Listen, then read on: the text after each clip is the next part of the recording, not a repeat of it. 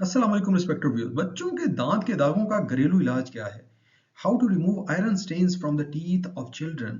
बच्चों के दांतों पे इस तरह से आयरन के स्टेन्स बन जाते हैं जब वो आयरन का सिरप इस्तेमाल करते हैं। इसमें सबसे बड़ी गलती जो होती है वालिदैन की तरफ से या क्लिनिशियन की तरफ से, वो ये बताने में होती है कि आयरन के सिरप को कभी दांत के ऊपर लगा ना रहने दें। जैसे ही आयरन का सिरप इस्तेमाल करें, उसके ऊपर से लाजमन पानी पिएं। अगर छोटे बच्चे हों तो वो दूध का इस्तेमाल करें या ऊपर से कुछ सीरियल दें बच्चे को बना के। बच्चे के आयरन के सिरप के ऊपर से कुछ खिलाना पिलाना लाजिम है।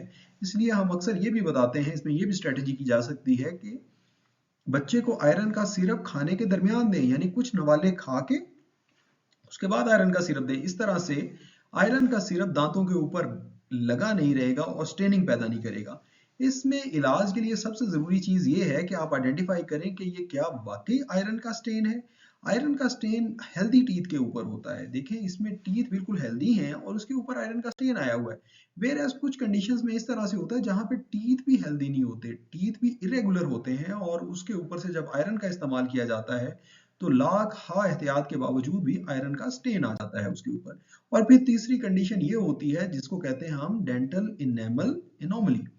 इसमें नॉर्मल टीथ जो है उनको सबसे पहले देख लीजिए। नॉर्मल टीथ ऐसे होते हैं जैसे बिल्कुल ट्रांसल्यूसेंट, एक मोती की तरह इसके आर पार रोशनी गुजर रही होती है। वेयर एज जब माइल्ड डेंटल एनामल एब्नॉर्मेलिटी आती है तो उसके अंदर प्लेक आ जाते हैं, ट्रांसपेरेंट नहीं रहता टूथ, टूथ जो है वो ओपेक हो जाता है, प्लेक्स आ जाते हैं, वाइटिश प्लेक आ जाते हैं उसके अंदर।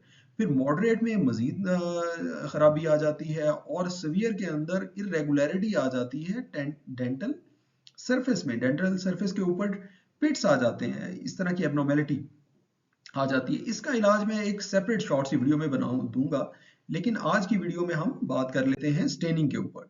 सबसे पहले वजूहात को देखना होता है। अगर आयरन के साथ स्टेन आया, आयरन का सिरप चॉकलेट फ्लेवर्ड होता है आमतौर पे और आयरन इटसेल्फ डिपॉजिट होता है टीथ के ऊपर, तो जब भी इस तरह का आप कलरफुल फ्लूइड इस्तेमाल करें, कलरफुल लिक्विड या जूस इस्तेमाल करें, चॉकलेट वाला मिल्क इस्तेमाल करें या चॉकलेट केक इस्तेमाल करें या कोला इस्तेमाल करें, तो आप उसके ऊपर पानी का इस्तेमाल लाजिम है, खाने के इस्तेमाल ऊपर से लाजिम है, ताकि आपका जो टीथ है वो धुल जाए अच्छी तरह से। पानी आप पी के, फॉर एग्जांपल अगर आप चाय और कॉफी का इस्तेमाल कर रहे हैं, बड़ों के लिए बात कर रहा हूँ, चाय और कॉफी का इस्तेमाल कर रहे हैं, तो ऊपर से अगर आप पानी नहीं पीना चाहते तो एटलीस्ट पानी का एक सिप लेके उसको स्विश करें अपने मुंह के अंदर अच्छी तरह से, ताकि दांतों के ऊपर स्टेन चाय का या कॉफी का बिल्कुल ना आए।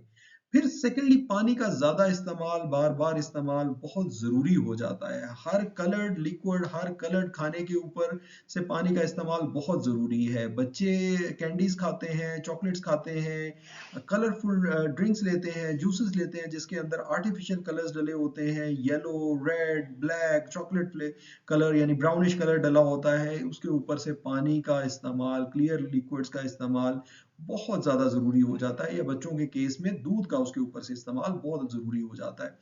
बड़ों के पॉइंट ऑफ व्यू से अगर स्टेनिंग आ गई है खुदा ना खास्ता, तो इस तरह का डिटॉक्स वाटर इस्तेमाल किया जा सकता है। इसमें लाइम, लेमन और स्ट्रॉबेरी का इस्तेमाल किया जा सकता है। इसमें मिंट का इस्तेमाल किया जा सकता है, थाइम का इस्तेमाल किया जा सकता है, इसके अंदर कोरिएंडर के लीव्स का इस्तेमाल किया जा सकता है। ये डिटॉक्स वाटर है और इसके अंदर, इन फलों के अंदर, लाइम, लेमन और स्ट्रॉबेरी के अंदर मौजूद जो एसिडिक कंपोनेंट है वो दांतों को पॉलिश कर देता है, डेंटिन की लेयर को क्लियर कर देता है और ऊपर लगे हुए स्टेन्स को रिमूव कर देता है। इसका बहुत ज्यादा फायदा होता है। ना सिर्फ दांतों को डिटॉक्स करता है ये, ओरल कैविटी को डिटॉक्स करता है, बल्कि हमारे जिस्म को भी डिटॉक्स करता है ये वाले लिक्विड्स। फिर ये खाने आ जाते हैं, जैसे एप्पल है, आपके दांतों पे अगर खुदा ना खास्ता स्टेन आ गया है तो एप्पल को आप चबा चबा के खाएं। जूसी एप्पल, सख्त एप्पल होना चाहिए, उसको आप ज्यादा चबा के बच्चे को सिखाएं कि उसको च्यू कर करके खाएं। फिर सेलरी एक सैलड है, इसकी अगर सैलरी अवेलेबल नहीं है तो इसकी जगह कुकम्बर का इस्तेमाल किया जा सकता है। इसकी जगह आप एक तर होती है, एक सैलड है लोकल, उसका इस्तेमाल किया जा सकता है। स्टेन आ गया है तो फिर पानी का ज्यादा इस्तेमाल, रेगुलर इस्तेमाल आपने जारी रखना है। ये नहीं कि एक दफा स्टेन आ गया तो डिसार्ड हो जाना कि आप पानी का इस्तेमाल का क्या फायदा। पानी के इस्तेमाल से ये फायदा होगा, जब एक दफा स्टेन आ गया है तो आपके मुंह में सलाइवा की अच्छी मिकदार बनेगी और वो सलाइवा आपकी ओरल हाइजीन को अच्छा रखेगा।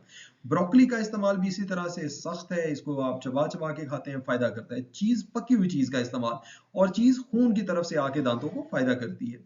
स्ट्रॉबेरी का इस्तेमाल, कॉलीफ्लावर का इस्तेमाल, पाइनएप्पल का इस्तेमाल, ये भी तुर्श है, इसके अंदर एसिडिक कंपोनेंट है जो कि डेंटिन लेयर को पॉलिश कर देता है।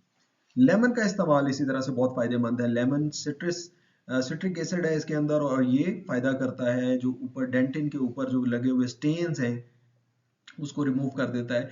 सोडा, मीठा सोडा जो होता है, कॉस्टिक सोडा नहीं, खुदा ना खास्ता, मीठा सोडे की बात कर रहे हैं यहाँ। मीठे सोडे का इस्तेमाल, और बहुत सारे आजकल टूथपेस्ट में आजकल अवेलेबल है कि मीठा सोडा मौजूद है, उस मीठे सोडे का इस्तेमाल किया जा सकता है, उस ऐसे टूथपेस्ट का इस्तेमाल किया जा सकता है जो कि मीठे सोडे वाले टूथपेस्ट हैं। फिर माउथ वॉश का इस्तेमाल बहुत ज़रूरी हो जाता है। ट्वाइस अ डे ब्रशिंग, या एक दफ़ा दिन में ब्रश करें और दूसरी दफ़ा माउथ वॉश कर लें, ये बहुत ज़रूरी हो जाता है ऐसे टीथ के लिए जिनके ऊपर स्टेनिंग आ जाती है। फिर ये जानना बड़ा ज़रूरी है कि हेल्दी टीथ के लिए हेल्दी डाइट होना बहुत ज़रूरी है। टीथ एक लिविंग ऑर्गन है जिसकी ब्लड सप्लाई भी है और इसकी नर्व इनर्वेशन भी है, और इसको अगर आप अच्छी डाइट देंगे तो अंदर से डेंटिन की नई लेयर बनती जाएगी और ऊपर से आप पॉलिश करके स्टेन वाली लेयर को रिमूव कर देंगे। तो इस तरह से आपके बहुत खूबसूरत शाइनी वाइट टीथ निकल आएंगे।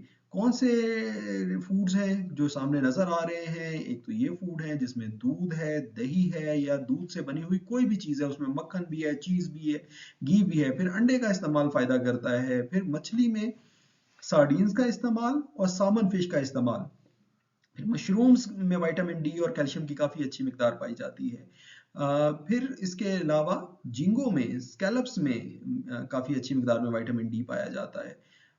फिर लिवर का इस्तेमाल, छोटे बकरी के लिवर का, बकरे के लिवर का, या बीफ के लिवर का इस्तेमाल बहुत फ़ायदेमंद है। चीज़ का इस्तेमाल बहुत फ़ायदेमंद है। तो जितना अच्छा खाएंगे उतना अच्छा फ़ायदा होगा। तो ये थी बस मेरी आज की गुजारिशात। मुझे उम्मीद है कि आप लोगों को इससे फ़ायदा होगा। अस्सलाम वालेकुम।